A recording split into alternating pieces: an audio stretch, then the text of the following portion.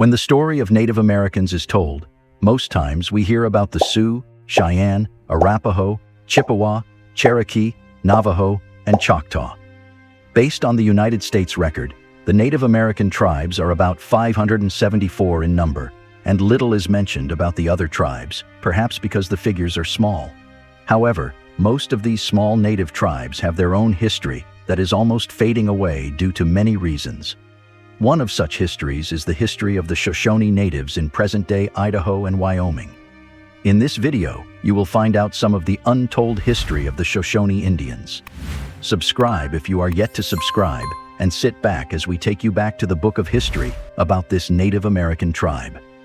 The Shoshone are a Native American tribe that started in the Western Extraordinary Bowl and spread north and east into present-day Idaho and Wyoming.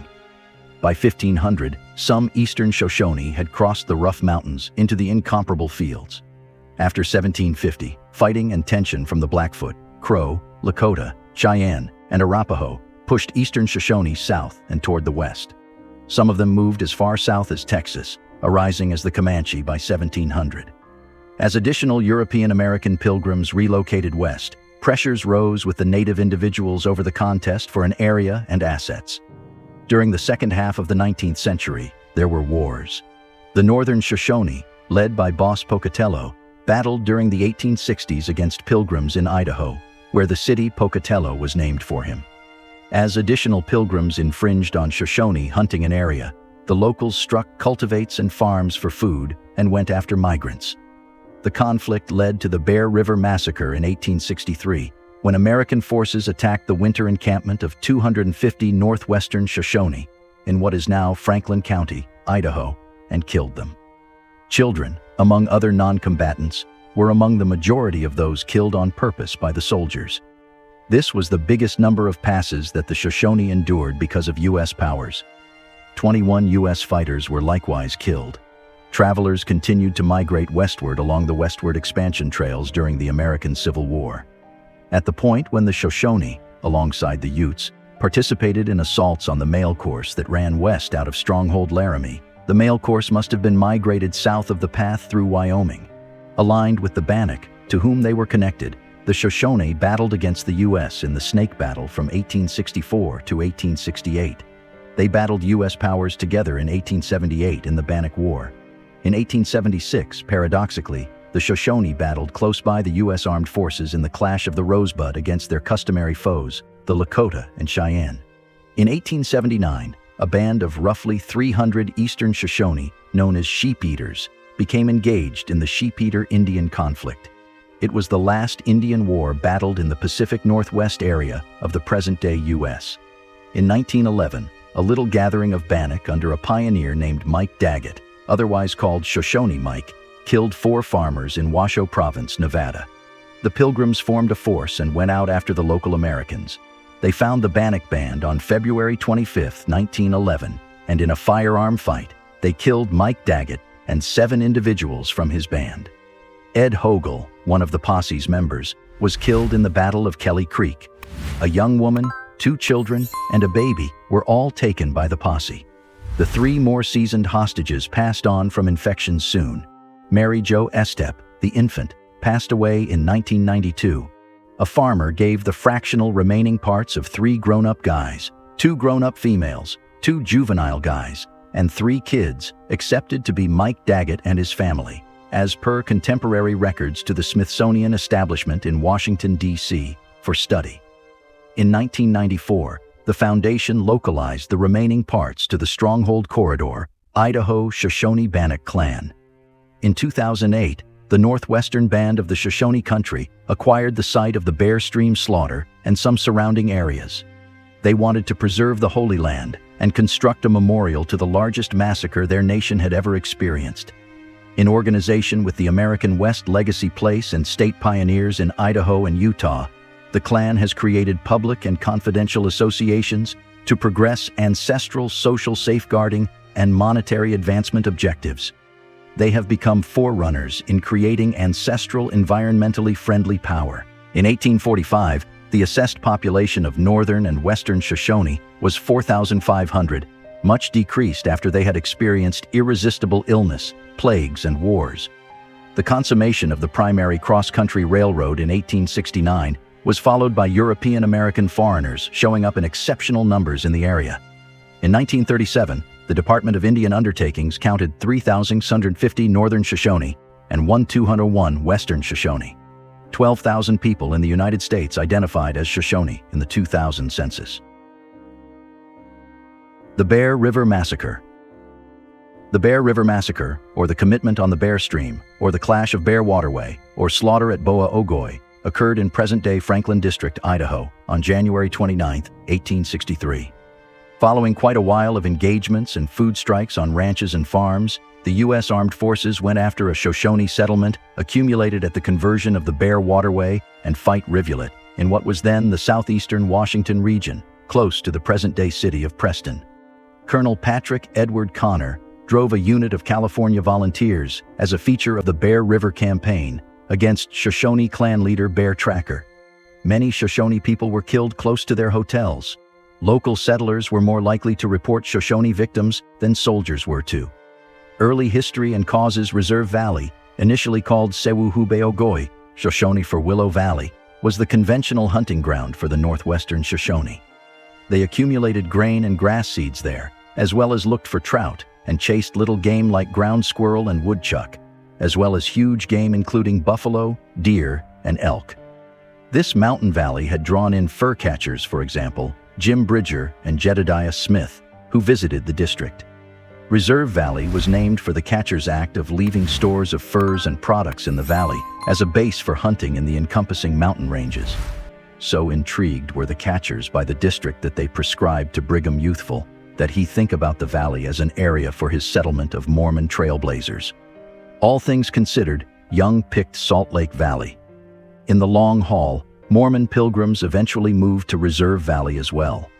As soon as July 31, 1847, a 20-man delegation met with the Mormons to examine their property claims in northern Utah.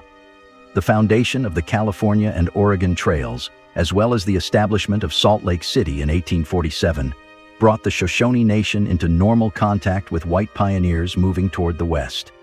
By 1856, European Americans had laid out their most memorable and extremely durable settlements and homesteads in Store Valley, beginning at Wellsville, Utah, and continuously moving toward the north. Brigham Young made the approach that Mormon pilgrims ought to lay out well-disposed relations with the encompassing Native American tribes. He urged them to assist with taking care of them instead of battling them. Despite the policy, the settlers were consuming a lot of food and taking over areas, forcing the Shoshone to live in areas where they couldn't produce much food. David H. Burr, Assessor General of the region of Utah, revealed in 1856 that the nearby Shoshone Indians whined that the Mormons utilized such a great deal of the Store Valley that the once plentiful game presently does not show up. The rummaging and hunting by pilgrims going on the Western Movement trails likewise removed extra assets from the Shoshone. The Indians have become impoverished by the introduction of a white population was written by Jacob Forney, Superintendent of Indian Affairs for the Territory of Utah, in 1859. He suggested that an Indian reservation be laid out in Store Valley to safeguard fundamental assets for the Shoshone. In the early spring of 1862, Utah Territorial Superintendent of Indian Affairs, James Duane Doty, spent 4 days in Cache Valley and reported, "The Shoshone attacked farms and cattle ranches for food, not just for revenge, but also for survival." His proposal was not implemented by his superiors at the United States Department of the Interior. The Indians have been, on a large scale, in a destitute and desperate condition. No arrangements have been made for them, either as to dress or arrangements made by my ancestors. The Indians' condition was such, with the possibility that they would loot mail stations to support life. Doty bought supplies of food and gradually gave them out. He proposed outfitting the Shoshone with domesticated animals to empower them to become herders, rather than. On July 28, 1862, John White found gold on Grasshopper Stream in the southwestern Montana mountains. Soon, excavators made a relocation and supply trail directly through the center of Store Valley, between this mining camp and Salt Lake City. The last option was the closest huge exchange of merchandise and food in the area. American Civil War. At the point when the American Civil War started in 1861, President Abraham Lincoln was worried that California, which had as of late turned into a state, would be cut off from the remainder of the association. He requested a few regiments be raised from the number of inhabitants in California to assist with safeguarding mail courses and the correspondence lines of the West. Neither Lincoln nor the U.S. War Division were very confident in the Mormons of the Utah region to stay faithful to the association, in spite of their chief youth's messages and affirmations. The Utah War and Mountain Knolls slaughter were still new to the personalities of military organizers. They stressed that the Mormons' significant local army could answer just to youthful and not the bureaucratic government. Colonel Patrick Edward Connor was placed in charge of the 3rd California Volunteer Infantry Regiment and requested to move his men to Utah to safeguard the overland mail course and keep harmony in the district. After showing up in Utah, he laid out Camp Douglas nearby the ongoing area of the College of Utah as the essential headquarters for his unit. It was inside a couple of miles of the Mormon Sanctuary building site and downtown extraordinary Salt Lake City. A few episodes in the late spring and fall of 1862 prompted the fight between Bear Tracker and Call Connor.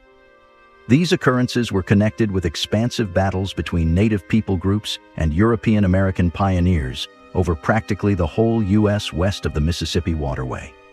The consideration of the majority of the country's populace was centered around the nationwide conflict in the eastern states.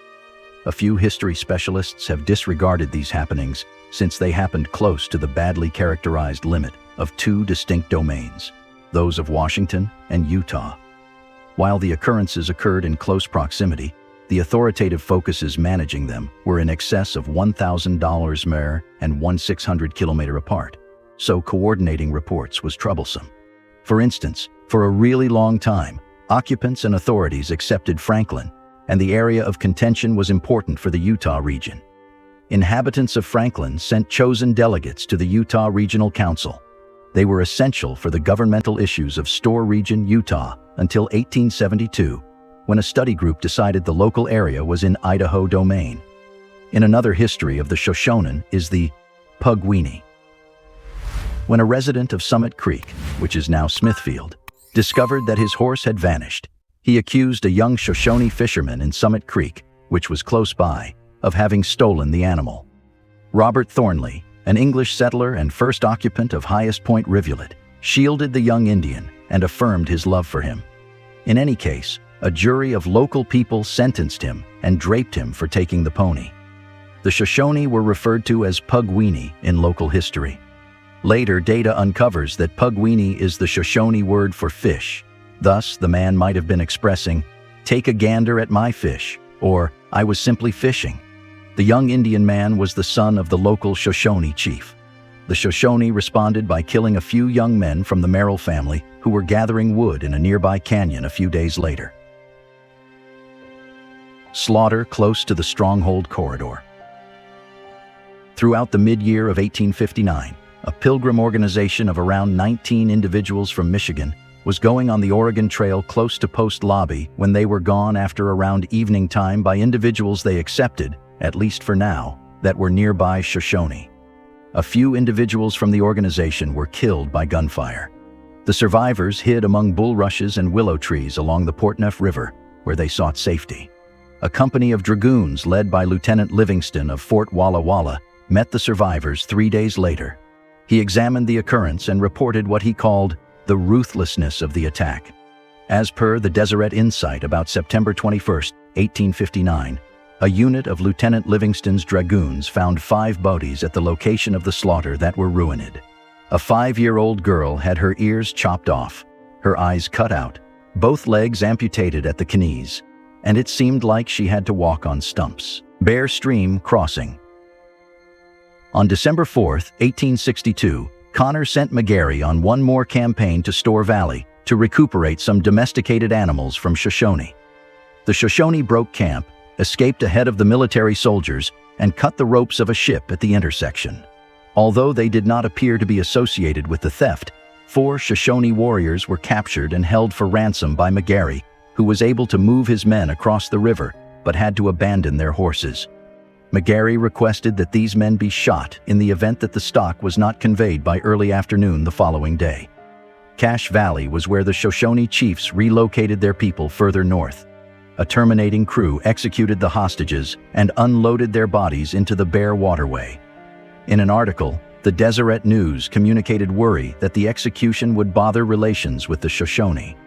Occurrence on the Montana Trail. A.H. Conover, the administrator of a Montana Trail cargo pulling administration between the mining camps of Montana and Salt Lake City, was gone after by Shoshone champions, who killed 2 men going with him, George Clayton and Henry Bean. Showing up in Salt Lake City, Conover told a correspondent that they were not entirely set in stone to vindicate the blood of their companions, killed by Major McGarry and his fighters. He claimed that the Shoshone had the intention of killing every white man they should meet on the north side of the Bear River until they should be fully avenged. Assault on the Montana Trail. The last impetus for Connor's undertaking was a Shoshone assault on a gathering of 8 diggers on the Montana Trail. They had drawn near 3 kilometers of the focal Shoshone winter settlement north of Franklin.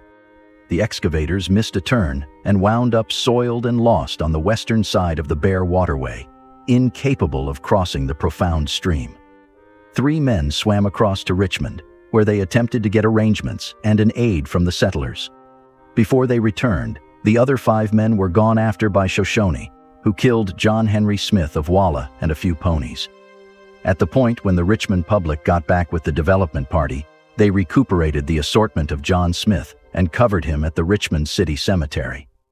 The enduring excavators arrived at Salt Lake City. William Bevins affirmed before boss equity John F. Kinney and swore an oath depicting Smith's homicide. Additionally, 3 days prior to Smith's arrival, he reported that 10 miners on their way to the city had been murdered. Kinney issued a warrant for the arrest of Chiefs Bear Hunter, Sand Pitch, and Sagwitch. He requested the regional marshal look for help from Col Connor for a tactical power to impact the capture of the liable Indians. Today, Shoshone people are divided into 3 main groups according to their cultural and geographical differences. The Western Shoshones are one of these groups, with the majority residing in Nevada, the Northern Shoshones, who live in Idaho, and Wyoming's Eastern Shoshones. Thanks for watching. Give this video a thumbs up and subscribe for more educational content like this. See you in our next video.